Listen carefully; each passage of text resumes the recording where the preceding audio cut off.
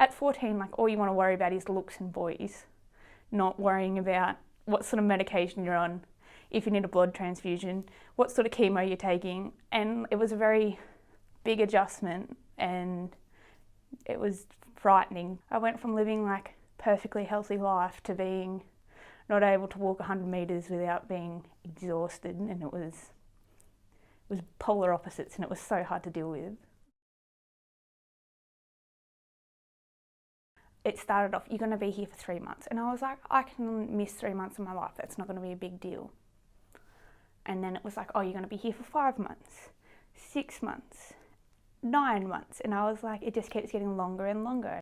I missed home dearly. Like, it was always my safe place. Like going home, going fishing, seeing my friends and stuff. It felt normal to me.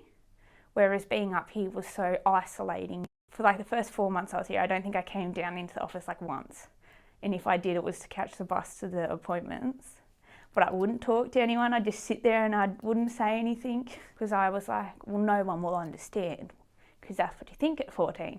You dig yourself a very big hole and you get comfortable in that hole and you don't want to get out of it. Then we just started talking, but she didn't ask me about what my blood counts were, what meds I'm on, how I'm feeling, or what my temperature was, like all that medical stuff that you just get pummeled with. And she was like, so what are your friends doing?